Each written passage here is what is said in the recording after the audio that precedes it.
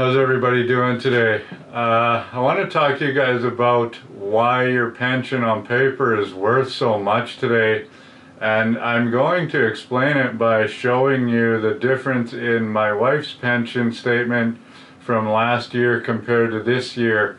And she probably won't like this, but it's a good thing. I don't think that she watches my videos ever, so it doesn't really matter.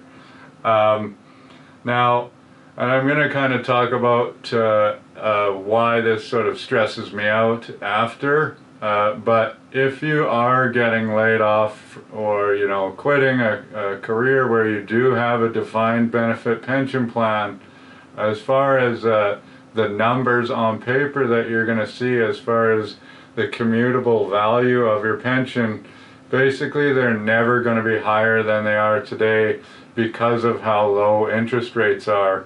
So I'm going to show you the numbers, and then I'm going to explain why that actually makes sense, just really thinking about it. So in 2019, her statement said that our joint pension that she could take in 2028 is $1,735 per month. I think that's when she reaches her, full 85 value, which is crazy if she's allowed to retire in 8 years potentially, which won't be the case. She went to half-time, so it'll take way longer. Hopefully she works well into her 90s. And then in 2020, the statement says that we could get a joint equal pension of $1,834 per month. A joint equal just means that if she passes away, I'm going to get the full $1,834 per month for the rest of my life. And there are other ones where you can get more by reducing the survivor's benefit. It's something you should talk about before you make a decision on which pension option to take. If you're a spouse, you have to take the joint options. If you're single, then there are single life options that have guarantees built into them. So it says, okay, with a 10-year guarantee, that means if I pass away like a year into this, well, at least my beneficiaries, my children or my heirs or whatever, are going to get my pension for 10 years. That way all of your hard work and your hard-earned money that went into this pension plan doesn't just go into the ether. So anyway, in 2019, there are always sort of two values that your pension is going to show. There's a value that says this has to go into a LIRA, which is a locked-in retirement account, which basically is the government forcing you to put it into an account that turns it into a pension later. It's just invested at a financial institution, and that number last year was $267,731.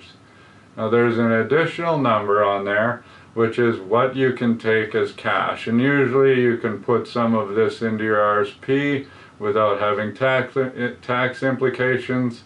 But if you don't have RSP room, then you have to take it all, pay withholding tax, pay income tax on this amount like you made all of that money in that year. So it's a huge tax hit if you have a big cash value on this.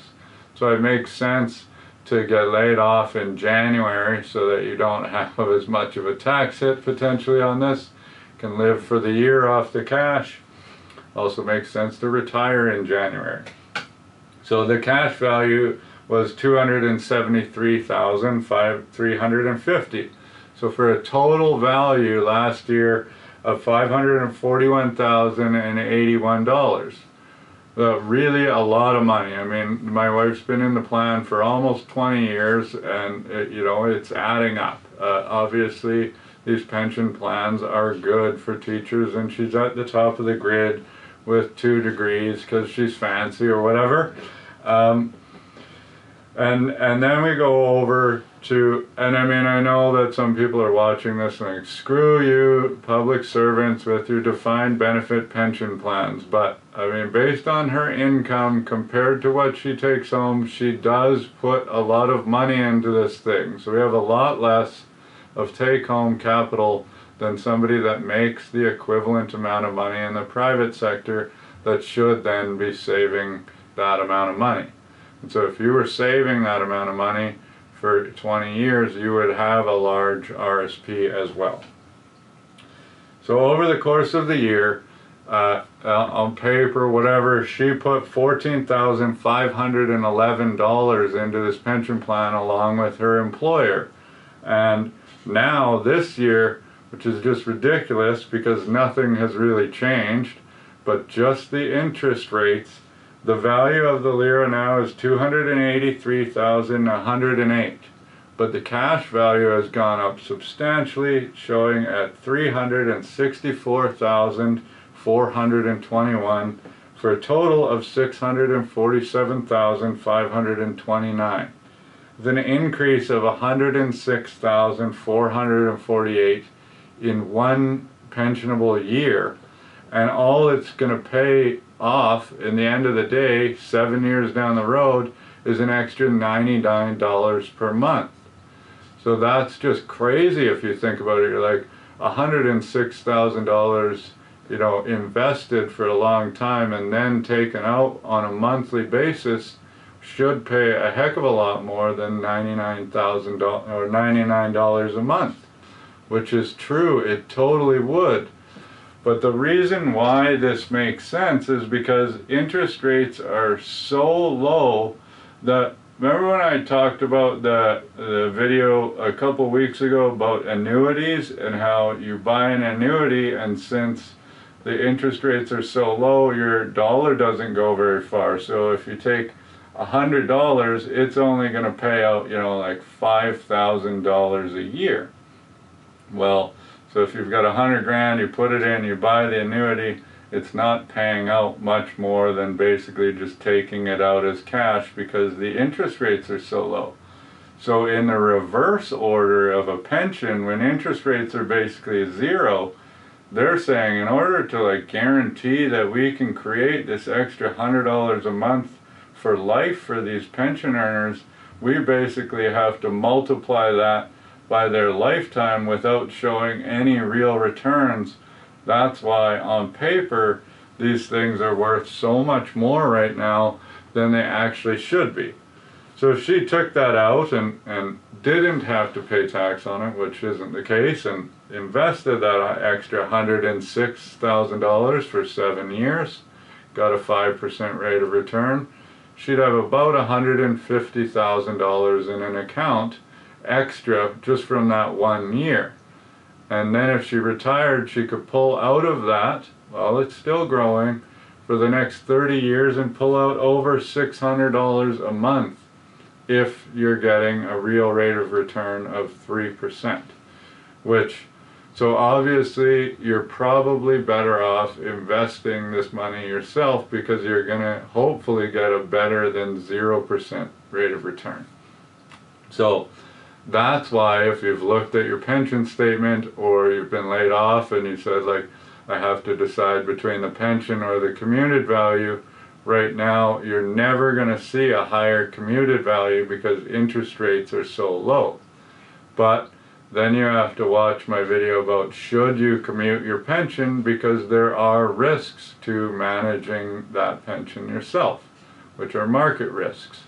But then you also have risks, especially in this case. So this is what I'm stressed out about, I sort of alluded to in the beginning of the video, is, okay, so let's say you're a private company that has just seen tough times because of COVID, but you have defined benefit pension plans, you know, on the books. But you have to lay off all of these employees that have these DB pension plans.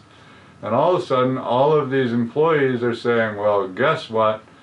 We're taking our money, which the value is so high, now the company needs to pay out like a massive amount of money, and all the people that are still left in the pension plan or have their pension there might be left holding the bag because now that company can no longer, you know, afford to pay for the liability that is their pension plan.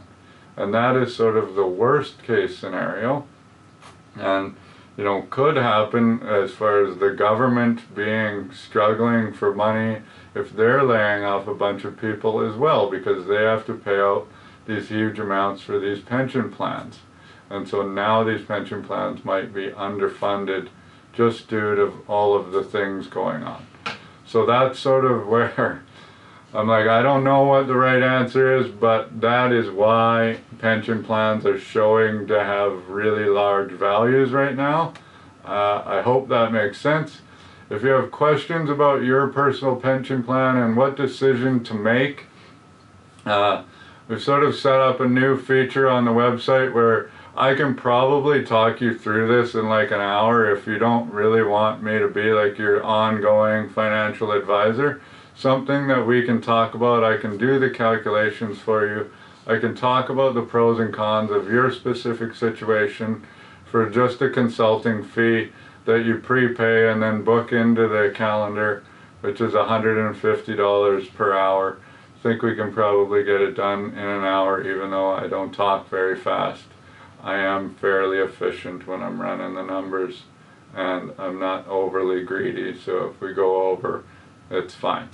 Thank you very much for watching. Please subscribe, and we'll see you soon.